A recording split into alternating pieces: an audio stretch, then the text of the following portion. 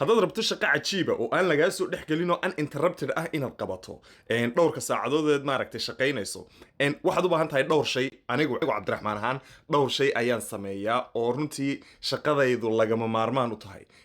Number 1 horta telefoonka inta notificationska xidhaan halkaasoo kale iska dhiga. That's number 1. Number 2 waxaan sameeyaa wax noise cancelling headphones la yiraahdo isticmaala ama dhaga caadi aad isticmaali kartaa AirPods noise cancelling ama headphones baad isticmaali kartaa. Waa number 2 markaad saa samayso waxaad ku daraysaa brown noise ama white noise wax la yiraahdo oo hawo oo kala inaad maaragtay dhageysato si aanad u maqal dadka agtaada ka hadlaya ama waxyaabaha agtaada ka socda. Number 3 waxa weeyaan inaan isticmaalo wax la yiraahdo Pomodoro technique oo ah time boxing in aad waqtiga aad shaqaynayso aad kala jabiso. soo kaba soo qaad hadaad muxuu ahaayay 4 saacadood shaqaynayso inaad saacadiiba u kala qaybiso 4 qaybood ama 2 qaybood. marka anigu horena waan idinku sheegay waxaan isticmaalaa bahalkan yar oo muxuu ahaayay alarm ah oo waxaan ku xidhaa 30 daqiiqadood inaan shaqeeyo.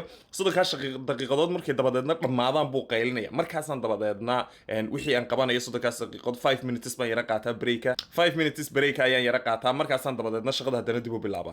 marka wuxuu xasuusiyaa si aanan si muxuu ahaayay u wada iloobin waqtiga oon u xisaabiyo oo hadhow toolaan u ogaan karayo intaan shaqeeyay intay tahay ama waxyaabahaas oo dhan. bal marka waxaan idin sheegayna waa wax maaha shaqo oo kaliya ee waa wax aad sidoo kale haddaad wax dhiganayso ama doonayso inaad wax diyaariso aad iyada lafteeda uga faa'iideysan karto. bal waxaad nala wadaagtaa maxaad samaysaan idinku markaad doonaysaan inaad shaqaysaan.